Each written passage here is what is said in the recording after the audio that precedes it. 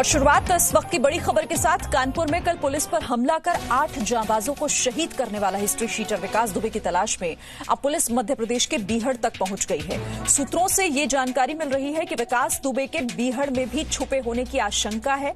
24 घंटे से ज्यादा का वक्त बीत चुका है, लेकिन कानपुर में 8 पुलिसकर्मियों को शहीद करने वाला दुर्दांत हिस्ट्री शीटर विकास दुबे अब तक फरार है। यूपी पुलिस की 25 से ज्यादा टीम विकास दुबे की तलाश में लगी हुई है।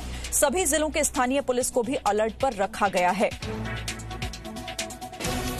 तो 24 घंटे हो चुके हैं, लेकिन अब तक विकास दुबे फरार चल रहा है। यूपी पुलिस की 25 से ज्यादा टीम उसकी तलाश लगातार कर रही है, लेकिन खबर यह भी सूत्रों के हवाले से कि वो मध्य प्रदेश के बीहड़ में छिपा हो सकता है, जिसे लेकर अब जांच का दायरा अब बीहड़ तक भी पहुंच चुका है। तो यूपी के सभी जिलों को अलर्ट पर, सभी पुलिस जिलों की अलर्ट पर हैं। विकास दुबे को तलाश लगातार किया जा रहा है। तो अपने गुर्गों के साथ आखिर कहां पर छिपा हुआ है विकास दुबे? लेकिन सवाल इससे भी बड़ा है कि जिस तरह से योजना बनाकर पुलिस की टीम पर घातक हमला किया गया, उसके पीछे अकेले विकास दुबे का हाथ तो नहीं हो सकता। हमने कल ही कहा था कि इसके पीछे एक बड़ी साजिश है। तो सवाल यह है कि पुलिस विभाग के अंदर कौन है वो विभीषण जिसने पुलिस के आने की सूचना दी?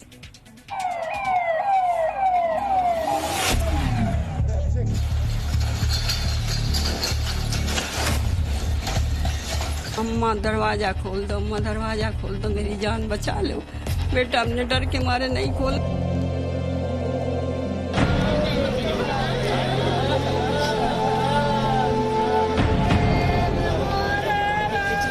आधी रात को कानपुर में यूपी पुलिस के 8 जाबाजों को शहीद कर दिया गया। शहीदों के परिवार का ये क्रंदन और चित्कार यूपी की कानून व्यवस्था पर सवाल तो खड़े करता ही है, साथ ही एक और अहम सवाल पैदा होता है, जिसका जवाब पुलिस पर हमले की वारदात से पर्दा उठा सकता है। कानपुर के चौबेपुर इलाके में शायद उत्तर प्रदेश पुलिस की टीम पर अब तक का सबसे बड़ा हमला हुआ। जी न्यूज ने आपको कल सुबह ही बता दिया था कि मुख्य आरोपी और हिस्ट्री शीटर विकास दुबे ने बहुत ही सुनियोजित तरीके से हमला किया। ऐसे में सवाल यह उठता है कि क्या यूपी पुलिस के जाबाजों को साजिश के तहत मारा गया?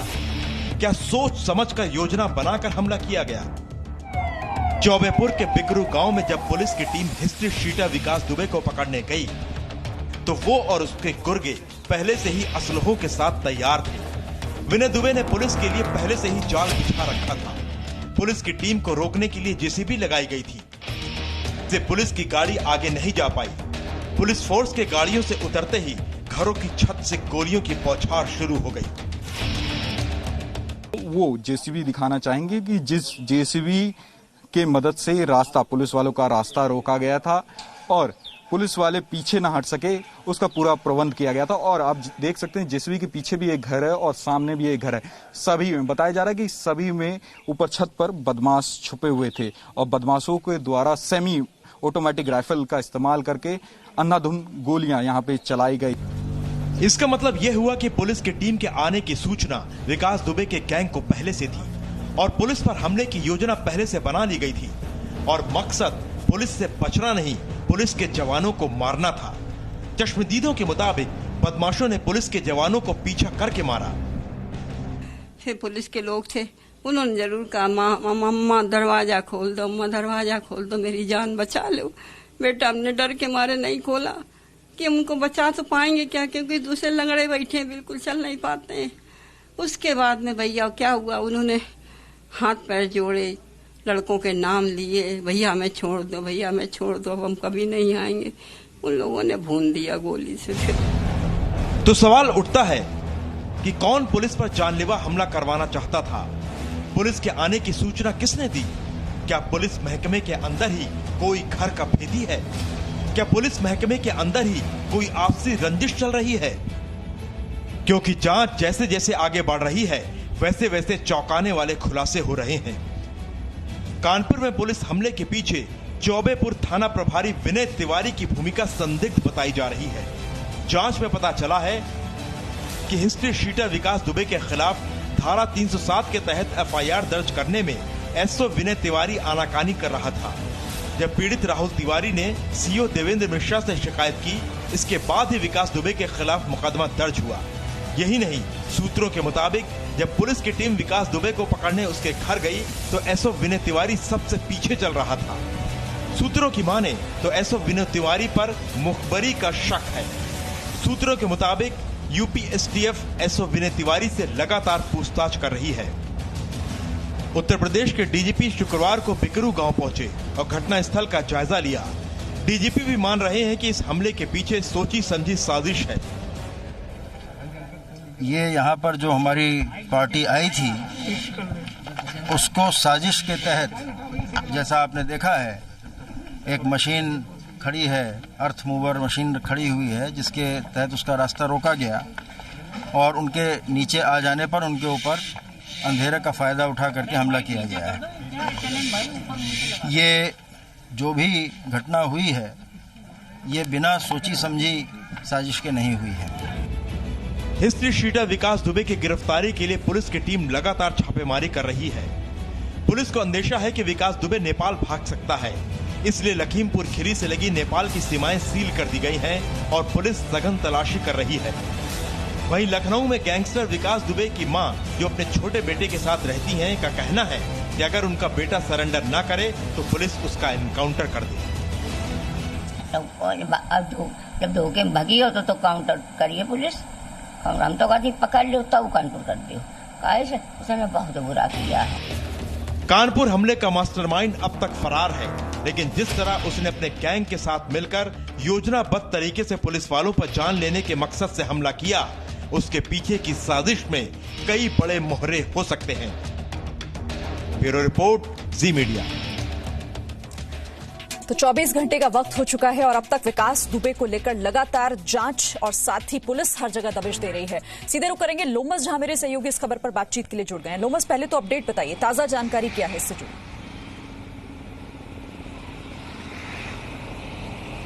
देखिए, फिलहाल जिस तरीके से ये पूरी घटना हुई, सबने देखा कि पूरी तरीके से एक फिल्मी अंदाज में जो पुलिस पार्टी टीम पहुंचती है गांव, और जब वो तहकीकात करती है उससे पहले ही जो हिस्ट्री शीटर है उसको मालूमात चल जाता है कि ऐसे पुलिस पार्टी टीम गांव पहुंचने वाली है, उनकी संख्या इतनी है, तो उन्होंने पहले से पूरी तैयारी कर रखी होती है कि किस तरीके से पुलिस पार्टी टीम को घेरना है और किस तरीके से उनको सबसे ज्यादा हानि पहुंचाना है। क्योंकि आपने तस्वीरों के माध्यम से देखा होगा कि जेसीबी लगा करके, क्योंकि विकास दुबे का जो घर है, घर के सामने उन्होंने जेसीबी लगाया है कि पुलिस अगर पहुंचती भी है तो वो या तो बैक फ्रंट में ना जा सके या बैक फुट में ना जा सके या फिर पुलिस कहीं छुप ना सके। इसका पूरा प्रबंध कर रखा था और आप अपने घर के सामने वाले घर में और अपने घर के बगल वाले घर में अपने जो टीम के दूसरे सदस्य हैं उनको लगा के रखा था कि अगर पुलिस पार्टी पहुंचती है तो चारों तरफ से उसको घेर लिया जाए और पूरी तरीके से उसको हताहत किया जाए। तो कहीं ना कहीं पूरे मामले को देखते हुए अब विकास दुबे की तलाश तेज कर दी गई है। अब मध्य प्रदेश के बॉर्डर पे भी अब यूपी पुलिस के द्वारा तहकीकात किया जा रहा है, क्योंकि बताया जा रहा है कि मध्य प्रदेश में भी वो विकास दुबे जा सकता है, मध्य प्रदेश में भी अपना शरण वो ले सकता है। तो कहीं ना कहीं उसकी तलाश अब जारी है। और साथ ही आपको ये भी बताना चाहेंगे कि चौबेपुर के एसओ को भी यूपी एसटीएफ ने रात में उठाया था और उनसे लगातार वो पूछताछ कर रही है। सबसे बड़ा सवाल यही है, क्योंकि यहाँ पर पुलिस विकास दुबे को पकड़ने के लिए पहुंचती है अपनी टीम के साथ, लेकिन विकास दुबे पूरी तैयारी के साथ बैठा हुआ है। अब सवाल यही उठ रहा है कि आखिर एक एक जानकारी इससे जुड़ी हुई कि पुलिस की टीम वहां पर पहुंचने वाली है, ये विकास दुबे को कैसे लगी? और जिस तरीके से आप बता रहे हैं कि जांच में अब एसओ पर भी नजर है, वो भी अब इस जांच के दायरे में आ गए।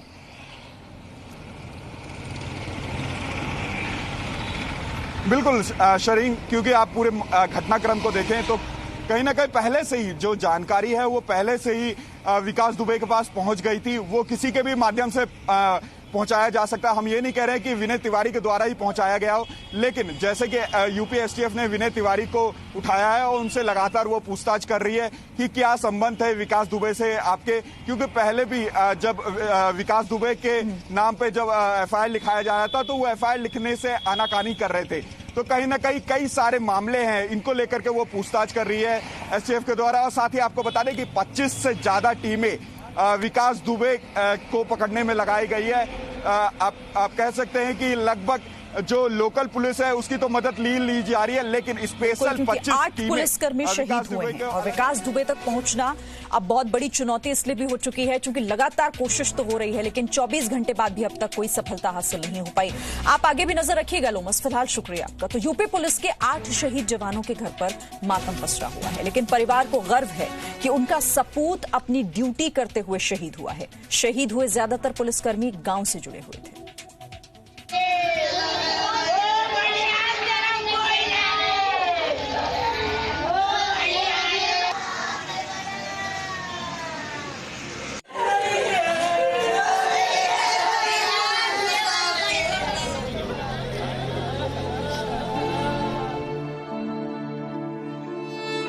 कानपुर के चौबेपुर इलाके में 8 पुलिसकर्मी शहीद हो गए।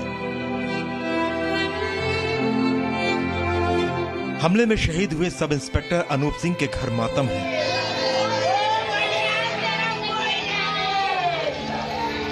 यूपी के प्रतापगढ़ के रहने वाले शहीद अनूप सिंह अपने बेटे सूर्यांश और बेटी गौरी को पीछे छोड़ गए। बेटा पापा पापा की रट लगाए हुए है। शहीद सब इंस्पेक्टर अनूप सिंह ने गांव में पढ़ाई के बाद आगे की पढ़ाई इलाहाबाद विश्वविद्यालय से की थी। अनूप सिंह के गांव के लोगों की मांग है कि हत्यारे अपराधियों का एनकाउंटर किया जाना चाहिए। तो प्रदेश सरकार यही करनी कि किसी को छोड़ना नहीं चाहिए, इस तरह के अपराधी को उनको मारना, केवल इनको एनकाउंटर करना चाहिए।